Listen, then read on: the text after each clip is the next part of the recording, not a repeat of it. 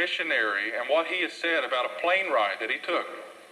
And on this particular plane ride, he got on the plane, worked his way down the aisle, and came to where his seat was, and he noticed that there was a young girl that was sitting on the window seat next to where he was seated in the aisle.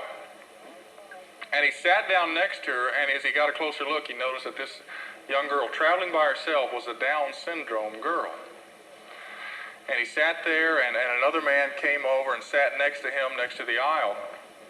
And the plane took off, and they were driving along, and she seemed to very active, talking kind of more to herself. And about the middle of the plane ride, she looked over at him and tapped him and said, "Do you eat candy?" And he said, "Well, no, not really. I don't eat that much candy." She said, "Good. It'll rot your teeth. Don't eat candy." Then she hit him again and said, "Do you smoke?" And he said, "Well, no, I don't smoke. Never have." "Well, good. It'll give you cancer and you'll die." A little bit later, she hit him again and said, "Do you love Jesus?" And he smiled and said, "Yes, I do love Jesus very much. Thank you for asking." And he got quiet for a while. And then she hit him again and said, "Ask him. Ask him." And so he thought about it, and he tapped the man and looked at the man and said, "Do you eat candy?"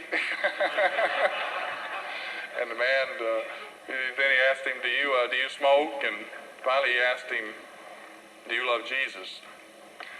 And the missionary said that the man heard that third question, and he got very silent to the point where he began to produce tears in his eyes. And he kind of hung his head and said, my business is falling apart.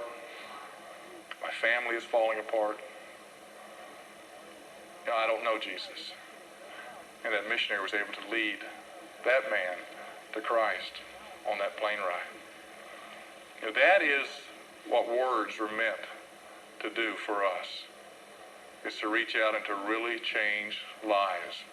We're to go into the whole world and to use words to make disciples, to use words to make people come to faith in Christ.